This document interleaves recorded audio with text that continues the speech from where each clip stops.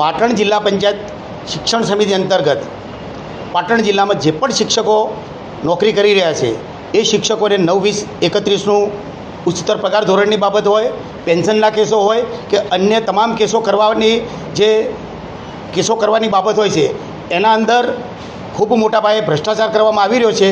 અને પાટણ જિલ્લાની અંદર આવતા આ શિક્ષકોના કેસોની અંદર જે પણ એક કર્મચારી દ્વારા આ બધું કામ કરવામાં આવી રહ્યું છે એ પોતાના ઘરથી એક નકલી કચેરીનું સંચાલન કરી રહ્યા છે અને એના પૂરતા પુરાવા અમારી પાસે છે.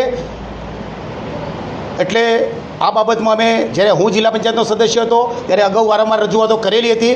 અત્યારે હાલમાં આજની સામાન્ય સભામાં મારા ધર્મપત્ની મંજુલાબેન રાઠોડે પણ આ પ્રશ્ન ઉપસ્થિત કર્યો હતો.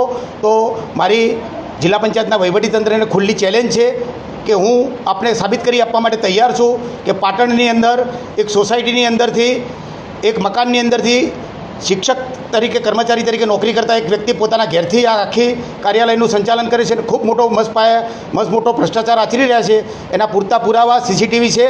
અને સૌથી મોટો પુરાવો કે છેલ્લા 5 વર્ષની જે શિક્ષકોની સર્વિસ બુક છે એ સર્વિસ બુક્સની અંદર તમે તપાસ કરવામાં આવશો તો એક જ વ્યક્તિના હેન્ડ રાઇટિંગથી આ બધું કરવામાં આવી રહ્યું છે. આ મોટામાં મોટો એનો પુરાવો છે.